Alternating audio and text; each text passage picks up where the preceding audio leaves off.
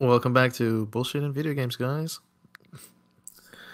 So we decided we're gonna Last, talk about some some things that bother us in video games today, totally. and I fucking hate pay to play, and Mm. I know you remember Arman because we saw the beginning of the end. Arman, we were there at the beginning.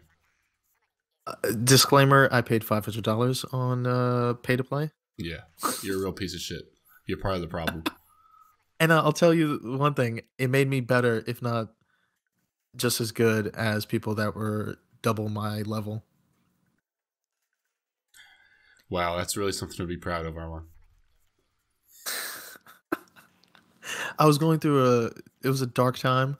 I really was tired of people having too much of a fair chance of, you know, being as good as me in PvP. You're the worst type of person. But I stopped playing that game, so I guess in hindsight, it wasn't as fun as it was. So Probably not worth it. I know you remember this. Hmm. Addictinggames.com. Yeah. And in high school, we didn't do any Hmm. actual work. And so anytime we were sitting at a computer, you would go straight to Addicting Games and you would scroll through their games. You would click on anything that looks interesting and you'd test it Hmm. out. And if it ended up being a good game, you'd play it a lot. If it wasn't a good game, you'd just go right back to their main page and you'd start looking for something else. Now, I did that. I remember, yeah, everyone did that. Everyone. Now, I remember that it happened, but it was very rare that you would click on a game where there was a paywall. It was very rare. Do you remember that? You don't mean games that need purchases to be better in the game, as far as like I just mean games with. game pro. I'm talking about games with in-game purchases at all. 99% of games had no in-game purchasing at all. It was just a game, a free game. I know what you're talking about. Yeah. Yeah. Um. And so we were there at the beginning, Armand. Back when microtransactions and monetization had just recently been invented. And I remember seeing the shift going on to addicting games where 99.9% of the games have no monetization at all, and then slowly starting to see the shift where more and more of them have monetization, more and more have paywalls, more and more have pay to play, and then it starts eking into the AAA titles. And that's something that I would never have expected. If you asked me in high school, I said, this is not sustainable. There's no way people are fucking stupid enough to pay for these dog shit games when they can go pay less money and play a AAA game that doesn't have monetization. And now fucking AAA games have monetization. I can't believe the fucking world we're living in. We're living in like bizarro world Yeah. where people like you are going to pay $500 to play some dog shit game when for the same amount of money on Steam you could go get fucking 50 really high quality games. Yeah. I did do that. I am one of those people. It's beyond crazy to me. I don't understand it.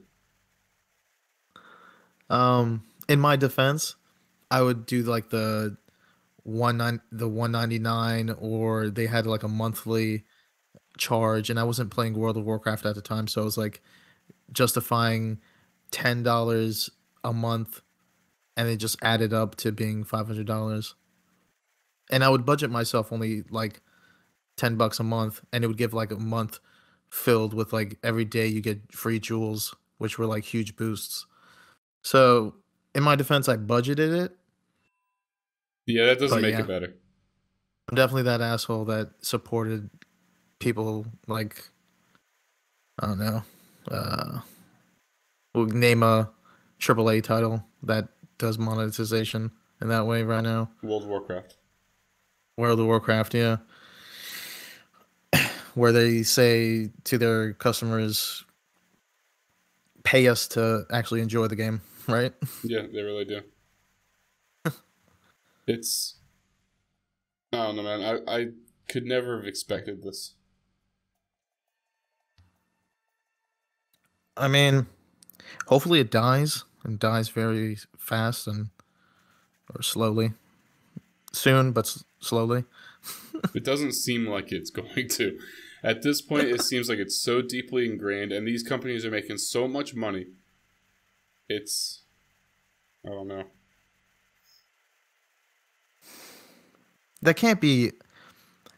That just can't be profitable for a business to say, "Let me pick that like point 0.1 or that 1% that has endless amounts of money." It's not So endless, that man. one You're person, broke as fuck, Arman, and you spent $500 on the game. It's not all endless right, amounts of money. It's stupid people. No offense. I don't. You got me there. I guess I don't know. Fuck you. Dude, but it's not that it's not profitable. It's very profitable. It's that it's not sustainable. Yeah, Maybe in the context of like addicting games where there's no reputation behind these games, they're just all like nameless producers that nobody knows of and nobody cares to know. But when it comes to like big fucking AAA studios who have a serious reputation to hold up, it's totally unsustainable. yeah. That's what I was saying. Yeah, I'm sure that's what you're saying.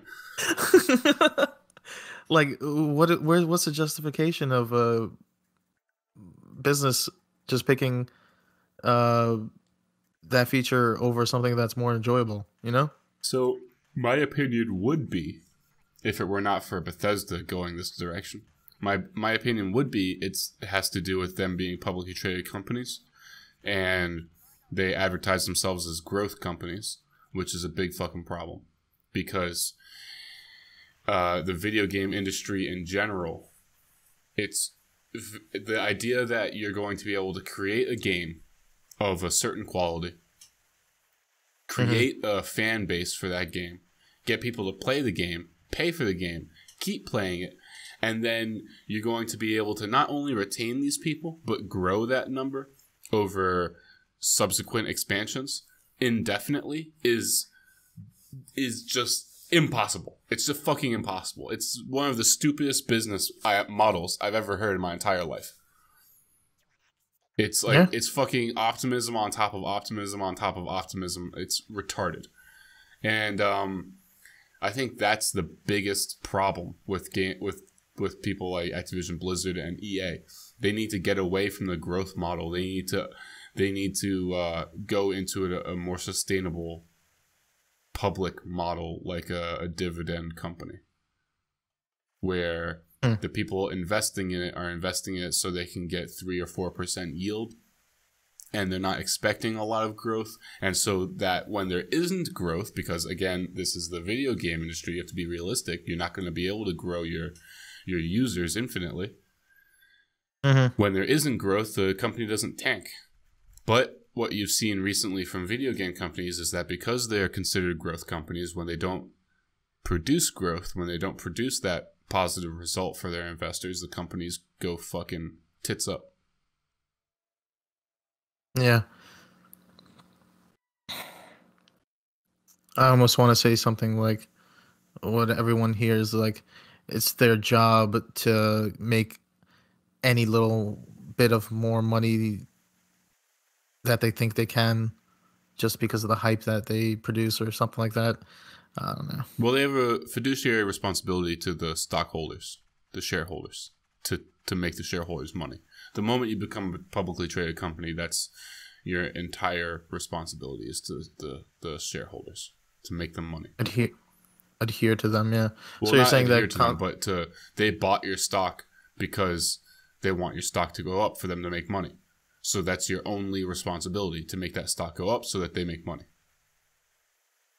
which even more supports the fact that they should not fuck up.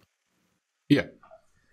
And also, they have to be realistic about what they can achieve. And if they cannot achieve consistent growth indefinitely, which almost nobody can, which is why the growth sector is so fucking volatile, and it's just straight up gambling. Really, it's not investing. They need to be more realistic, and they need to go with a more realistic model. You know, if they were creating high quality World of Warcraft content, then they would have a consistent cash flow, a very, very impressive consistent cash flow, which they could use for a very impressive dividend. And then there would be zero pressure on them to produce the next great game in a unrealistic time window. They would have as much time as they need to develop, to create good shit. But the situation they're in now, they need to make $1 today, they need to make $2 tomorrow, they need to make $3 the next day, they need to make $4 the day after that. And it's not good enough to just make $3 and then make $3 again tomorrow, because you didn't show any growth. And when you're in the growth sector, you're going to get crushed. Yeah. So, would you say... No, that's not a good question.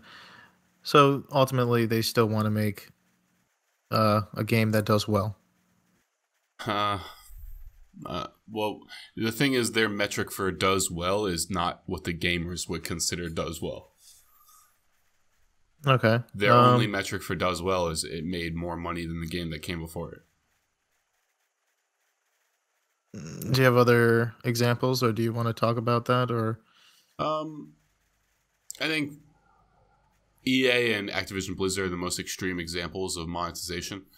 And when you see things like the newest Call of Duty that cut out the single player campaign, that was certainly a decision from somebody who is not interested in producing a high quality content. What they're interested in doing is making their margins more favorable. And one way you can do that is, instead of making more money, you reduce the cost, which increases your margin. And so there was probably a very significant difference in cost between producing a single player campaign and not producing a single player campaign. And they recognized that, okay, this next Call of Duty might not be as popular as the last one. And so instead of showing stagnant growth or negative growth, we're going to substantially cut the cost involved in production. That way, even if we make just the same amount of money that we made from the last one, we'll still have a larger margin, we'll still show growth. Yeah. But from the player's perspective, it's the opposite of growth, it's regression, which is what makes it a sustainable business model. Because from the player's perspective, you need to give me a product that makes me want to play it more than other games. Especially since we're not in high school anymore and my fucking time is valuable. Yeah. And they're not capable of doing that anymore, especially companies like EA. They haven't produced something that's made me want to play it in fucking a decade. And especially if they stick to the pay-to-play. Absolutely. And right now, they have no excuse for producing low-quality content, especially since they have the exclusive rights to Star Wars games. I mean, you couldn't ask for a more favorable situation. It's a fucking golden goose right there. And every golden egg is just being fucking tossed out the window. EA should be making one smash hit fucking amazing Star Wars game after another. They should be making one every 2 years. And every single one should be blowing out the lines. One of the most popular games of all time. But no. They're not interested in making the next great game. They're interested in seeing that profit margin growth.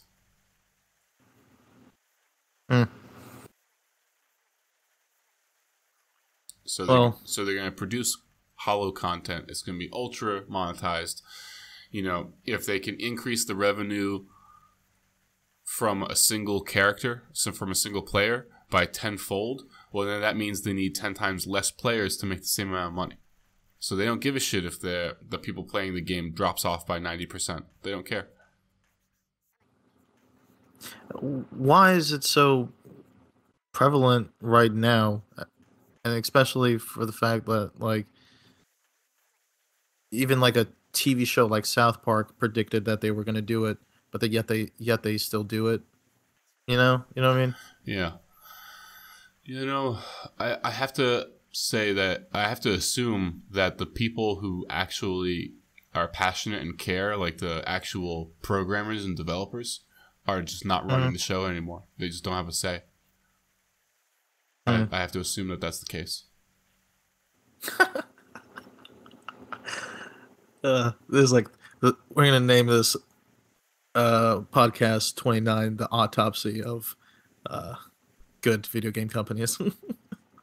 Well, I mean, look at like The Witcher, for example. I've never played it. Because it looks like it's an enormous time sink, and I just don't have that time right now. But one day I probably will. Okay. But if you look at video games as a time and cost benefit analysis from the player's perspective. So how much money I'm going to spend on a game, how long I'm going to play the game, and how much enjoyment I'm going to get out of it relative to how much money I spent.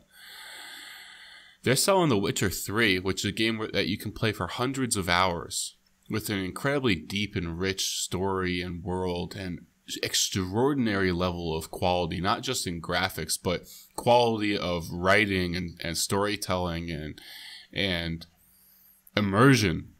And in all of these ways, in all of the traditional metrics of whether a game is good or not, it blows out the fucking lines. It's amazing. Hundreds of awards. And they sell it for $30. It's half the price of most retail games. So in terms of the cost-benefit analysis from the player's perspective, something like Witcher is the extreme high end of a good deal, whereas something like the new Battlefront 2 from EA, which is, a garbage fire filled with dog shit, is like the extreme low end. Or Fallout 76, for example. Okay.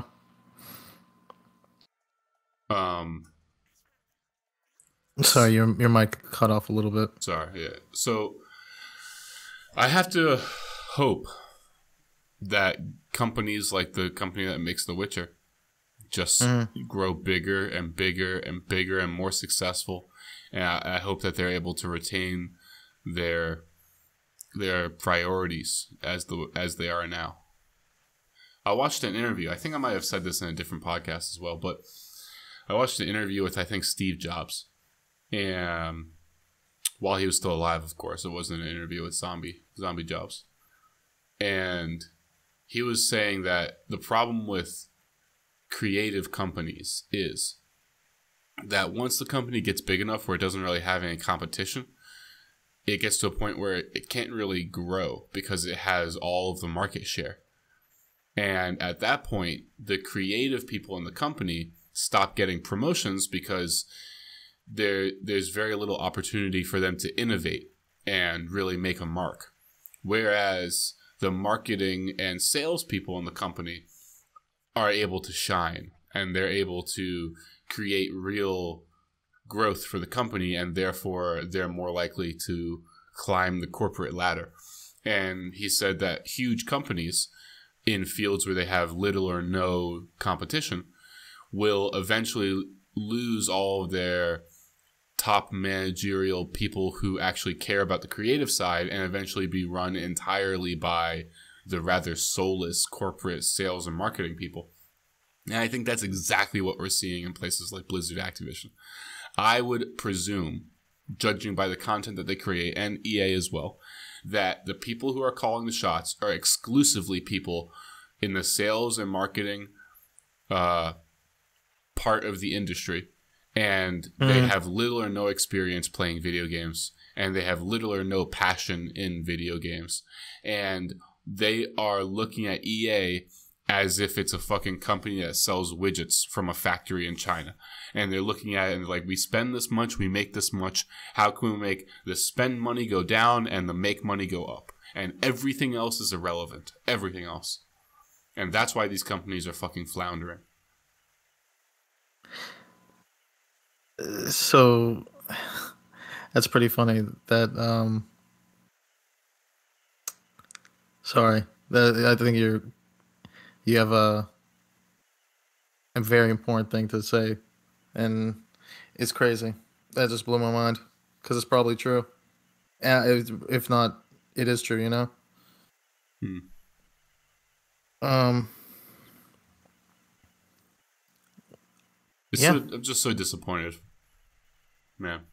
Yeah, I didn't want to interject because Yeah. I don't know how far you want to go to how disappointing it is, but it's kind of funny where it's like, hey, look what we pulled off, something you guys were predicting, but didn't really predict that we were actually going to pull it off to make the shitty mistake, you know? Yeah. It's shocking to me. Like, yeah. Fuck Todd Howard. I feel like you have more to say about it than I do. I mean, I don't know, maybe because I am the type to, or I did spend $500 on a pay-to-win app. I guess I didn't really care. I guess I lost hope in video games, and I'm pretty sure I did at that time. Yeah. Like I can guarantee that's what happened. That was if anybody's listening to the other podcast, or if you guys listen to the previous podcast, I was explaining how I quit World of Warcraft for a certain amount of time after they nerfed my class. I didn't play any video games for like 3 hours. A couple days. For like a whole afternoon, man. It was crazy. It was ridiculous. But that whole pay-to-play thing is very trendy. It was very trendy. It still is, man. It's the yeah, it's followed up. Yeah, I think it's starting to become the benchmark between quality and the lack thereof. If I enter a game, or if I just read a review about a game, and monetization is even mentioned in the review, like monetization is a strong enough part of the game where the reviewer had to even just mention it, then I'm not interested in the game. I have Steam. I have good old games. I have these platforms that allow me to access thousands and thousands and thousands of games, and many of them are very high quality, and almost all of them are cheap as fuck. I can go on Steam right now and I can spend less than $100 and probably get 10 games. And each one of those games, I can buy them knowing that there's no monetization, knowing that I'll get probably hundreds of hours of gameplay out of all 10 of the games.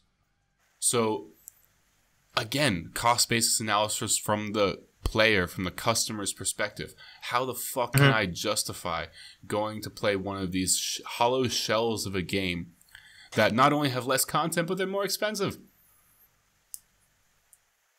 Yeah, that's partly why I asked you in previous podcasts. Don't you think these indie companies are just gonna blossom in this like shit-ridden pay-to-play They certainly will. Yeah, games? they certainly will. Yeah. Like right now, the team that makes Factorio is a very small team. They've grown a bit. It's the second highest ranked game of all time on Steam, just behind Portal 2. I think it still sells for $25 or $20. I bought it early access like 2 years ago. The full-fledged version is about to come out, like probably in the next couple months. Like within 6 months, it'll be the 1.0 will be out. It'll be patched. It'll be done. Quote unquote done. This is a game that you can put thousands of hours into and still enjoy it. And it's a fucking $20 game. And that's it. And once you're in the game, there's no monetization. There's literally nothing that you can spend money on. There is nothing. There's nothing, Armand. And it's coded. It's hard coded to support modding. And the modding community is enormous. And there are tens of thousands of mods for the game. Some mods that just are little things. Some of them are complete game-changing mods. Complete overhauls. I'm running, and it's because it's coded at a base level to support mods, it's totally stable. I don't think I've ever had a crash in the 900 hours of gameplay I have on Factorio. I've never had a crash, and I'm running like 50 mods at once. So, and it's a popular game. Well, yeah, it's extraordinarily popular.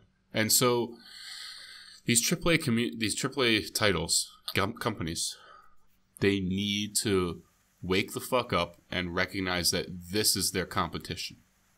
Indie developers with their priorities set on quality and not quantity, these are their competitors, because what they're really competing for is my time. Not my money, my time. You know, we're not in high school anymore. You know, that's one of the funny differences between playing WoW now and back then. Back then, that $15 a month was actually pretty hard to come by. Yeah, no, I was thinking that in my head. I was like, well, we literally jumped from free online PC browser games to a paid membership game, but it felt worth it from a cost basis analysis. Am I going to spend $15 a month on this game, which I play a fucking 100 hours a week? Or am I going to pay $60 for another game, which I'm going to play for 30 hours or 40 hours and then never play again? And it had sentimental value because it was a Warcraft. Yeah, it was truly a cornerstone. It was had to experience. No one played fucking RuneScape, okay? Dude, I hate RuneScape, I hate it so much. I hate it so much. What about EverQuest? You ever play EverQuest? I never did. No, it was shit. Exactly. That was the difference in quality is just unbelievable. Going from RuneScape or EverQuest to World of Warcraft, the difference in quality is insane. Lord of the Rings was good. Just World of Warcraft was like just a little better at the time, and then I played Lord of the Rings after playing more World of Warcraft, and it was actually pretty good. But Morrowind, I like a lot. Actually, not the Elder Scrolls Morrowind, but the Dungeons and Dragons Morrowind. Ah, okay. Yeah, that was a confusion. There was a confusion about that. Both titles are named Morrowind for some weird reason. Yeah, that obsessed me about Oblivion. Fucking Tom Hanks movie. Or not Tom Hanks, what's his goddamn name? Anyway, Tom Clancy? No, fucking not Tom Hanks. I think it's Tom something, like the action hero guy. Tom Cruise? Tom Cruise, yeah. Stupid fucking Tom Cruise movie called Oblivion, and now that's what everyone knows Oblivion for. What they should know it for is one of the greatest RPGs of all time, maybe the greatest. Yeah, I didn't play much of it, and I love Oblivion. It's so good. To this day, probably thousands of hours in the game, I still turn on Oblivion, and I discover things that I never knew about before. That I've never seen before, I've never found before. I talk to people I've never seen before. I mean, it's really incredible. Hey, you paid like, what, $60 for that game? Yeah. In like 2005. You know, again, cost benefit. Anyway. Yeah. Yeah. I was going to ask what game would replace that. Factorio for me. You know, especially at the $20 price point, I think Factorio might be the best cost benefit I've ever had in a game. You know, like I haven't played it in like 2 months because I'm waiting for 1.0. Because I know that it will have so many substantial gameplay changes to it that if I start a base right now, I'll have to redesign most aspects of it, or it might even just break the save, which is very rare, but it does happen sometimes. And so I'm just gonna wait until 1.0 comes out. But I'm raring to go, man. I'm gonna when 1.0 comes out, I'm gonna disable all my mods and I'm gonna do a full vanilla play, which I haven't done since the 300-hour mark. That's when I started downloading mods. And I'm gonna just go back to basics and try to relearn the game. I'm excited. I'm really excited about that. Mm. Hope you never get to play that game. Yeah, I'll probably have a fucking brain aneurysm right before it. Well, yeah, first you have to come back from China and escape that pollution. Oh man, I don't know. Fuck me. The literal Yeah, climate pollution. well, also literal escape. Like I need to get out of this place while they'll still allow me to. You're okay, guy. They won't mind.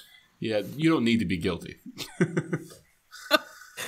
I was trying to support you in this getting out of China ordeal. All right, let's call this one there. All right. This was another podcast of bullshit in video games, guys. Thank you all for listening. Take care. Have a good day. Take care.